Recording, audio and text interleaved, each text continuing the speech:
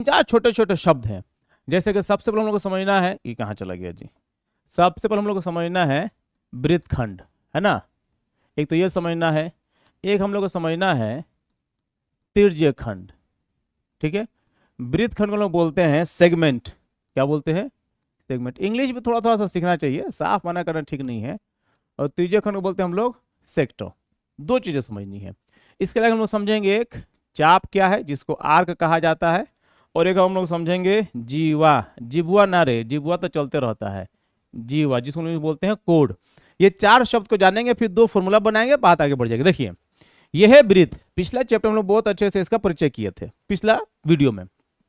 वृत्त के जो किनारे किनारा है जो देख रहे हैं आप, इसको क्या बोलते हैं, देखिए इसे बोलते हैं परिधि, है ना, इंग्लिश में बोलते हैं सरकमफ्रेंस, गोल गोल एकदम गोल गोल, जैसे कि सिक्का गोल गोल, है ना, ये किनारे किनारे का जो हिस्सा है ना, इसी बोलते हैं हम लोग परिधि, इंग्लिश बोलते हैं सरकमफ्रेंस। देखिए अब इस परिधि के, है ना, यहाँ पर कोई बिंदु होगा, होगा कहाँ जाएगा बिंदु, यही है, यहां से यहां तक एक लाइन मिला देंगे ना आप, है ना, तो इस लाइनों को बोलते हैं हम लोग जीवा, एकदम सिंपल।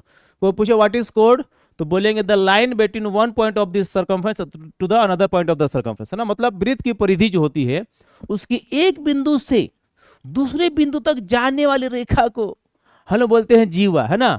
तो इस प्रकार से अगर देखा जाए, मान लीजिए कि वृत्त है तो ये सब जीवा है, और कोई पूछे जीवा कितनी होती है, लोग क्या बोलते हैं, अनंत, क्या अनंत बोलते हैं, क्योंकि अनगिनत है, इतना जितना खींचे उतने नहीं है, अनगिनत है रे बाबा, देख सब का सब, सब का सब, सब का सब, सब रे सब है, सब का सब, सब का सब, सब का सब जीवा है, तो अनगिनत है ना। तो कोई पूछे जीवा किसे कहते हैं, तो वृत्त के दो बिंदुओं को मिलाने वाली रेखा को जीवा बोलते हैं, ठीक है। अब आइए, अब ये जीवा आगे, अब देखिए जीवा है, अब जीवा क्या करती है, जीवा इस वृत्त को दो हिस्सों में बांटती, ध्यान से देखिए, एक ये हिस्सा है ना, थोड़ा सा इसको और कर लेगा जी, एक ये हिस्सा है और एक ये हिस्सा है। तो वृत्त की जीवा वृत्त को दो हिस्सों में बांटती है, उन दो हिस्सों को हम बोलते हैं वृत्त खंड का है, क्योंकि देखिए जाहिर सी बात है ये खंड है ना, किसका खंड है, वृत्त का, अरे वृत्ते का टुकड़ा को ना वृत्त खंड बोलिएगा भाई, ये भैंस के टुकड़ा को भैंस खंड नहीं बोलिएगा, सॉरी छोड़िए भैंस की बात नहीं। तो ये जो है लाइन आप जो देख रहे हैं यहाँ पर, सफेद कर दे, पीला कर दे, लाल कर दे, हरियर कर दे, ये सब वृत्त को दो हिस्सों में बांट रहा है। तो जब दो हिस्सों में बांट रहा है तो एक हिस्सा बोलेंगे वृत्तखंड, दूसरा बोलेंगे वृत्तखंड ना, तो वृत्त की वृत्त को दो हिस्सों में बांटती है। अब ये छोटका वृत्तखंड है तो इन्हीं से बोलेंगे लघु वृत्तखंड, है बड़का है तो दीर्घ वृत्तखंड, इतने हैं बस। समझ में आया, वृत्तखंड किसे कहते हैं, segment, smaller segment, larger segment, है ना, मतलब जो छोटा रहेगा वो छोटा वृत्तखंड, जो बड़ा रहेगा वो बड़ा वृत्तखंड। इसी में देखिएगा जीवा, ये जीवा जो है घूम घूम के गोल गोल गोल गोल गोल गोल गोल गोल आगे बढ़ती चली जाती है। अब देखिए जब नीचे से जाएगी तो बड़का होगी, अब बीच में सबसे बड़का होगी, अब फिर जाके छोटका हो जाएगी, अब बीच से जो लाइन जाती है उसको व्यास कहा जाता है। इसलिए कोई पूछे व्यास किसे कहते हैं, तो हम बोलेंगे वृत्त की सबसे बड़ी जीवा को व्यास कहते हैं। हम व्यास नहीं है, हम कुछ नहीं है, हम सीधा सीधा मास्टर है बिहारी। तो वृत्त की जीवा जो है जो सबसे बड़ी होती है वो 20 को जाती है और उसको बोलते हैं व्यास, ठीक है। वृत्तखंड क्लियर हुआ। अब समझते हैं कि तिर्यकखंड किसे कहते हैं। देखिए यहाँ पे हाई कोना में देखिए आपको दिखाई देगा, एक और बना देते हैं, गोल बना देते हैं, समझ में आ जाएगा, आपको दिक्कत नहीं हो। देखिए अब एक वृत्त का बीच का बिंदु है, लाल हो गया, अरे बाबा लाल हो गया, अरे लाल नहीं होना चाहिए था। अब यहां से है रेखा तिरजिया है, नहीं है, और फिर आप देखेंगे ना तो यहां से हाईबी को रेखा तिरजिया है, तिरजिया है, ये आर हो गया, ये आर हो गया, इस आर को इस आर से प्यार हो गया, गलत बात, फालतू बात, ठीक है। तो आप देखिए अगर इसको मान ले ए, इसको मान ले हम लोग बी, तो ध्यान से देखिए जो वृत्त की दोनों त्रिज्या है फिर इस वृत्त को दो हिस्सों में बांट रही है ना, तो टुकड़े को बोलते हैं खंड, नहीं बोलते हैं। तो ये भी खंड, ये भी खंड, वृत्त की त्रिज्या वृत्त को दो हिस्सों में बांट दी, ठीक है। अब ये खंड किसका है, कौन बनाया, त्रिज्या बनाया ना, तो इसको बोलते हैं त्रिज्या खंड, इंग्लिश बोलते हैं हम लोग सेक्टर। हाँ समझ में आया ना, इंग्लिश में क्या बोलते हैं हम लोग, सेक्टर। तो ये भी सेक्टर, ये भी सेक्टर। अब ध्यान से देखिए, है छोटका है तो लघु त्रिज्यक खंड, है बड़का है तो दीर्घ त्रिज्यक खंड, एकदम सिंपल है, भारी हेले नहीं है।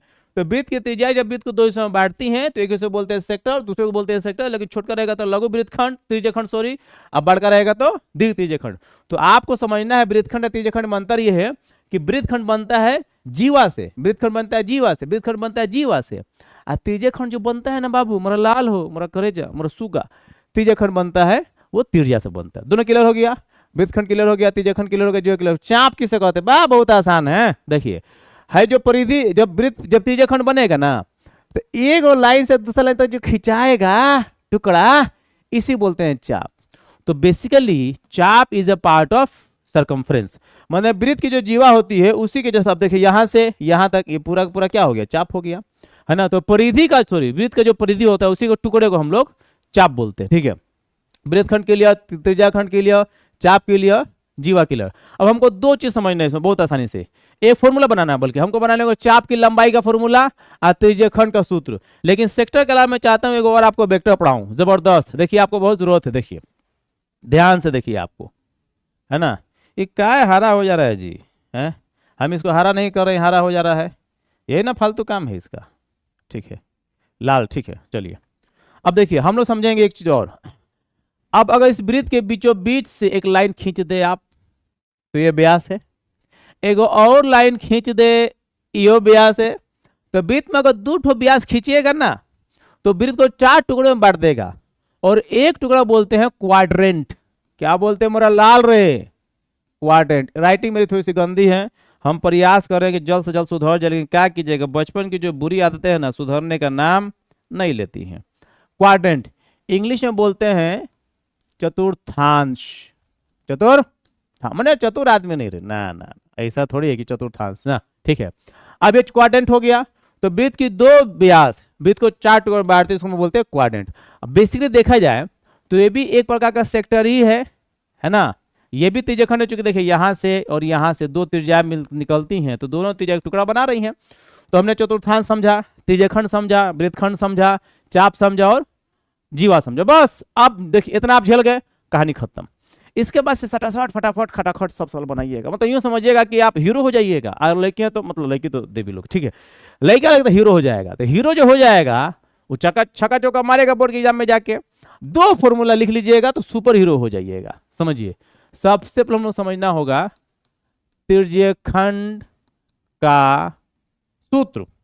तो सूत्र से बेहतर हम लोग करेंगे क्षेत्रफल, त्रिज्यखंड का क्षेत्रफल। देखिए ध्यान से, ये त्रिज्यखंड है ना। चलिए मान लीजिए इसमें आपको मन नहीं लग रहा है, हम दूसरा बना देते हैं यहाँ पे आपको समझाने के लिए। ये क्या है, वृत्त है, वृत्त के बीचों बीच से आप ऐसे लाइन खींच दिए, तो ये त्रिज्यखंड है ना। तो इस त्रिज्यखंड का आपको क्षेत्रफल का सूत्र बनाना है, तो अलग से नहीं बनाना है ना जी। ये जो फॉर्मूला बनेगा यहीं से बने। देखिए ये किसका हिस्सा है, पूरे वृत्त के क्षेत्रफल का हिस्सा है। तो सबसे पहले लिख दीजिए वृत्त के क्षेत्रफल का सूत्र। बताइए क्या होता है, बताइए जल्दी से बताइए। ठीक है, बता दिया आप, हम समझ गए, पाई आर स्क्वायर हो गया। आपको मालूम था, हम जानते हैं, आप सब जानते हैं भाई देव, ठीक है। तो ये जो है किसका हिस्सा है, वृत्त का हिस्सा है। तो इसको जो भी फॉर्मूला बनेगा वृत्त के क्षेत्रफल से बनेगा, बन गया। अब हमको समझना है कि कितना हिस्सा है वृत्त का। तो देखिए हाई घूमा है कोण, जिसको बोलते हैं ठीठा, ठीठा ठीठा ठीठा ना रे, ठीठा। कितना है, टोटल 360 नहीं होता है जी, तो टोटल 360। लीजिए फॉर्मूला बन के तैयार, यही फॉर्मूला होता है, थीटा बटा 360 पाई आर स्क्वायर। क्यों, क्योंकि ये जो है वृत्त का हिस्सा है, कितना घूमेगा उतना थीटा निकाल लेंगे। जो जैसे टोटल 360 है, ये मान लीजिए कि 60 है, 70 80 90 100 जितना होगा तो कर देंगे, ठीक है। ये त्रिज्यखंड का क्षेत्रफल हो गया।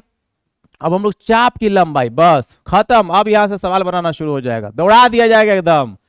जो लड़ेगा वही जीतेगा, जो डर गया सो ना, हम नहीं कहेंगे मर गया, मरता कहाँ आदमी, हम डरते तो ही हम लोग, लेकिन डरना नहीं चाहिए, आदमी को लड़ना चाहिए। बोर्ड के एग्जाम इतना भारी नहीं है, हम तो कहते हैं कि एक चांस है, एक मौका है आपको दिखाने का आप में कितनी क्षमता है, दिखाइए तब आके, ठीक है। तो चाप की लंबाई समझिए। अब चाप की लंबाई क्या है, यहां से यहां तक चाप की लंबाई है ना, अरे वही ना जो त्रिज्यखंड का छोटा सा टुकड़ा हो, ठीक है। किसका हिस्सा है ये, वृत्त की परिधि का। तो परिधि फॉर्मूला लगाइए, परिधि फॉर्मूला होता है 2 पाई आर। ये भी देखिए कितना घुमा, थीटा बटा 360। सिंपल है, जो जिसका हिस्सा होगा उसी का इस फॉर्मूला से बनेगा। क्योंकि त्रिज्यखंड क्षेत्रफल का हिस्सा है तो पाई पाई स्क्वायर थीटा बटा 360। चाप की लंबाई परिधि का हिस्सा है तो 2 पाई आर थीटा बटा 360। अब देखिए क्या होगा ना, है से ही कट जाता है 180 से, है ना, हाँ ठीक है, 180 बटा पाई आर। ये हो गया फॉर्मूला बन के तैयार, ये हो गया फॉर्मूला बन के तैयार। अब इन दो फॉर्मूलों की मदद से हम लोग पूरा का पूरा ये जो दिया हुआ हम लोग को कौन चीज, चैप्टर एक्सरसाइज सबको सब खत्मा देंगे। चलिए।